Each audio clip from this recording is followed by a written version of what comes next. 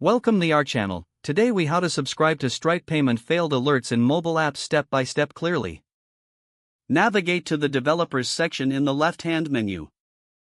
Select webhooks from the drop-down options. Click on the Add Endpoint button located at the top right corner of the page. In the endpoint URL field, enter the URL where you want to receive the alerts. Choose the events you want to be notified about by clicking on the Select Events drop-down. Scroll down and find payment_failed in the list of events. Check the box next to payment_failed to enable alerts for failed payments.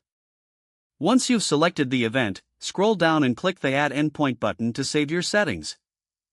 Next, open your mobile app server code to set up the handling mechanism for the incoming webhooks. Ensure your server is capable of processing post requests from Stripe. Parse the incoming JSON payload to extract relevant information about the payment failure. Implement logic to handle the payment failure, such as notifying the user or logging the error. Test your webhook by initiating a payment that you know will fail. Monitor your server logs to confirm the webhook is functioning as expected. Review any error messages or issues that arise during testing and troubleshoot accordingly. Once everything is set up and tested, your mobile app will be ready to receive Stripe payment failed alerts. If the page does not load, refresh the browser or try again in a private or incognito window.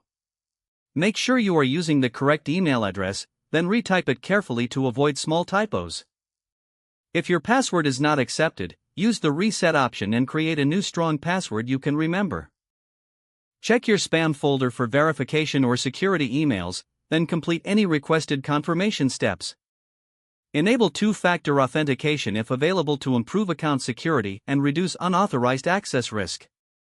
After signing in, review your profile details so your contact information and settings are accurate and current. If you see an error message, note it down and try again after restarting your device and internet connection. Log out when you finish, especially on shared devices, to keep your account and payment information secure. If the page does not load, refresh the browser or try again in a private or incognito window. Make sure you are using the correct email address, then retype it carefully to avoid small typos.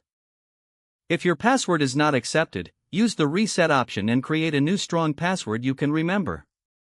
Check your spam folder for verification or security emails, then complete any requested confirmation steps. Don't forget to like this video and subscribe to our channel for more step-by-step tech guides.